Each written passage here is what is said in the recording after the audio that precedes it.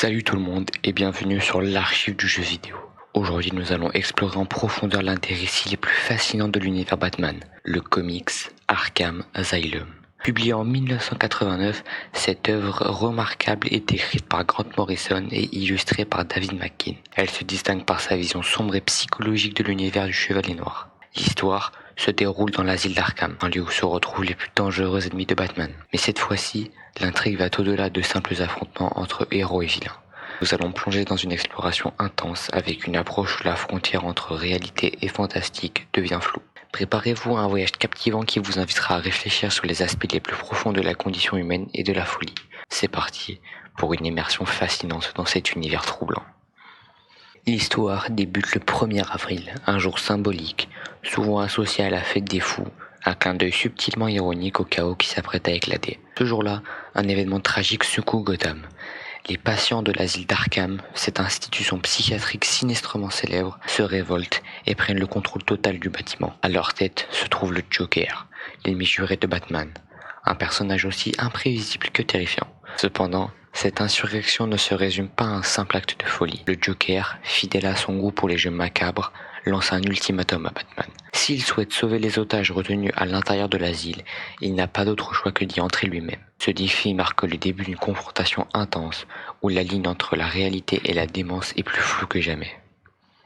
Mais Arkham Asylum dépasse de loin le statut d'une simple prison pour criminels. C'est un véritable labyrinthe de terreur, un endroit qui semble avoir sa propre conscience, presque un personnage à part entière dans cette histoire. Les murs de cet asile sont imprégnés des horreurs du passé, portant les cicatrices des tragédies qui s'y sont déroulées. On y ressent la présence oppressante des fantômes, non seulement ceux des nombreux patients qui ont sombré dans la folie, mais aussi celle du fondateur lui-même, Amadeus Arkham. Sa vision du lieu, teintée de souffrance et de désespoir, a laissé une empreinte indélébile, transformant Arkham en un lieu où la frontière entre l'esprit humain et l'obscurité est constamment remise en question. C'est dans cet environnement suffocant que Batman devra faire face à ses propres démons, tout en tentant de survivre aux pièges psychologiques tendus par ses ennemis. Batman accepte le défi lancé par le Joker et pénètre dans l'asile d'Arkham, s'engageant dans un univers véritablement cauchemardesque. Dès qu'il franchit les portes de l'asile, il est immédiatement immergé dans une atmosphère aussi oppressante qu'irréelle. Les illustrations abstraites et angoissantes de David McKean amplifient cette sensation, transformant chaque recoin de l'asile en un labyrinthe de terreur visuelle. Les murs du bâtiment semblent vivants, chargés de secrets obscurs et de murmures inquiétants qui résonnent à travers les ténèbres. Chaque pas que fait Batman dans cet environnement chaotique l'entraîne plus profondément dans une spirale de confusion et de désespoir, mettant à l'épreuve non seulement ses compétences physiques, mais aussi sa stabilité mentale. L'asile devient un reflet de la folie qui l'habite, un défi autant psychologique que physique pour le Chevalier Noir. L'asile, les ennemis les plus redoutables de Batman, attendent son arrivée avec une impatience palpable. Parmi eux, on retrouve des visages familiers qui sont à la fois des menaces physiques et psychologiques. Double Face, avec son visage défiguré et sa dualité intérieure, et Killer Croc, avec ses caractéristiques bestiales, représentent des défis redoutables.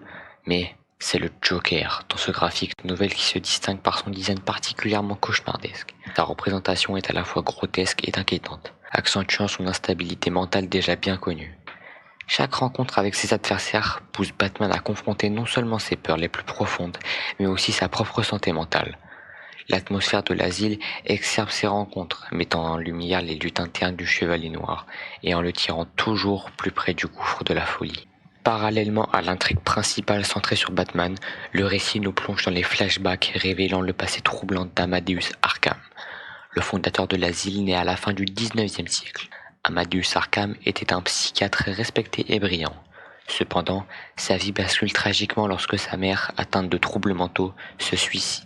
Cette perte dévastatrice marque un tournant dans la vie d'Amadeus, animé par un profond chagrin et un désir de trouver un sens à cette tragédie. Il décide de transformer la maison familiale en un asile pour malades mentaux. Son objectif est de créer un lieu où il pourrait offrir des soins et une rédemption à ceux qui souffrent, comme sa mère l'a fait. Cependant, ce projet né d'une volonté de guérison et de compassion sera rapidement hanté par les démons personnels d'Amadeus, et l'asile deviendra un lieu de souffrance autant pour ses patients que pour lui-même. Cependant, l'asile d'Arkham ne tarde pas à devenir un lieu maudit, marqué par une spirale de violence et de désespoir dès ses débuts. Amadeus Arkham, le fondateur de l'asile, sombre dans la folie. Après une tragédie personnelle dévastatrice, il découvre le meurtre brutal de sa femme et de sa fille. perpétrée par un patient qu'il avait autrefois traité. Cette perte atroce et le choc de cette révélation le consument de douleur et de rage. Rongé par un désir de vengeance dévorant, Amadeus ne parvient pas à contenir son désespoir. Il retrouve l'assassin de sa famille et, dans un acte de justice personnelle, le tue de manière violente. Pour couvrir son crime, Amadeus cache les preuves, ce qui entraîne la corruption morale de l'asile dès ses premiers jours. Ce geste d'auto-justice, bien que motivé par une douleur immense, marque le début de la transformation d'Arkham en un lieu de perdition et de chaos. Le meurtre et la dissimulation créent un climat de terreur et de désespoir qui imprègne l'asile, transformant ainsi l'établissement en un symbole à la déchéance humaine et de la folie incontrôlable. Alors que Batman avance dans les couloirs labyrinthiques d'Arkham, il est de plus en plus confronté à ses propres démons intérieurs. Le Joker, en maître de la manipulation, sème le doute dans l'esprit du Chevalier Noir, lui faisant remettre en question sa propre santé mentale.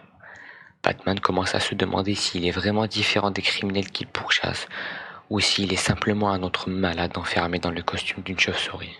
L'un des moments les plus marquants du récit est la confrontation entre Batman et Double Face, un affrontement qui illustre la profondeur et la complexité des personnages. Anciennement Harvey Dent, Double Face est devenu obsédé par la prise de décision en utilisant une pièce de monnaie, un symbole de son dualisme interne et de son approche chaotique de la justice. Dans Arkham, un thérapeute a tenté d'intervenir pour aider Double Face en remplaçant sa pièce par un jeu de cartes de tarot, puis par un dé. L'idée était de lui offrir plus de choix et d'élargir ses options décisionnelles, pensant que cela pourrait atténuer son obsession. Cependant, ce changement a eu l'effet inverse.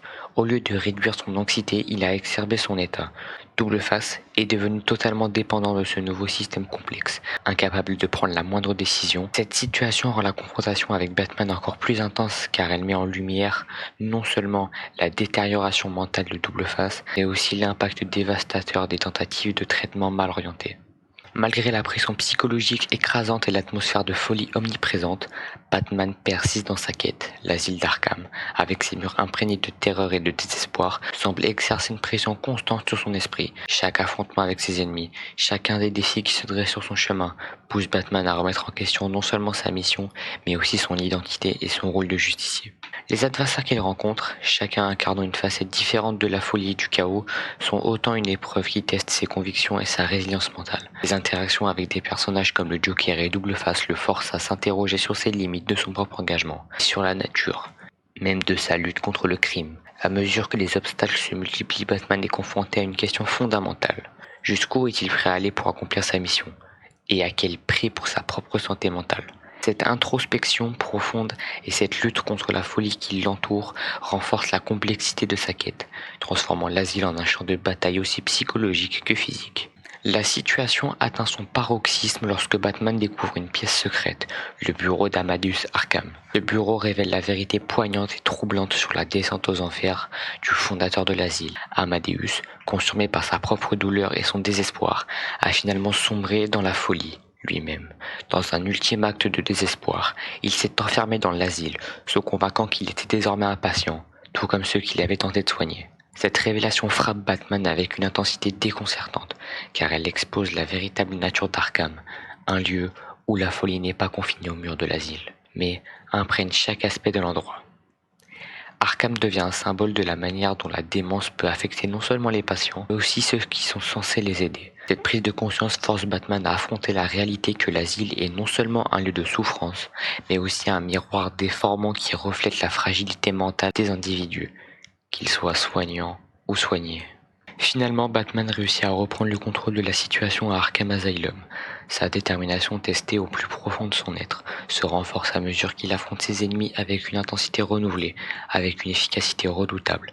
Il remet les criminels en ordre, rétablissant une certaine forme de justice dans ce lieu de chaos. Avant de quitter l'asile, Batman se retrouve une dernière fois face au Joker, l'ennemi qui a orchestré toute cette épreuve.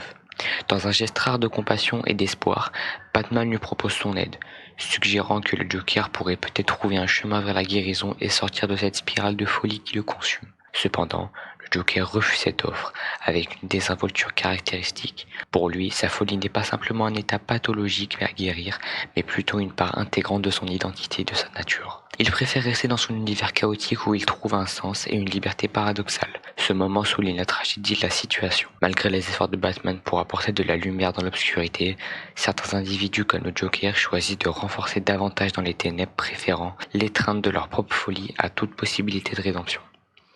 Arkham Asylum n'est pas un simple récit de super-héros. C'est une exploration psychologique complexe où Batman est confronté non seulement à ses ennemis, mais aussi à lui-même.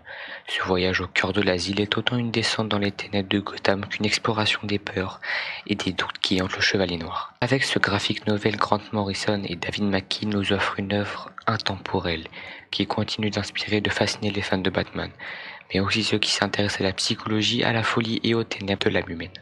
Merci d'avoir suivi cette vidéo, n'oubliez pas de liker, de partager et de vous abonner pour ne pas manquer nos prochaines plongettes dans l'univers des comics. Et dites-moi en commentaire quel est votre moment préféré d'Arkham Asylum. A très bientôt pour de nouvelles aventures.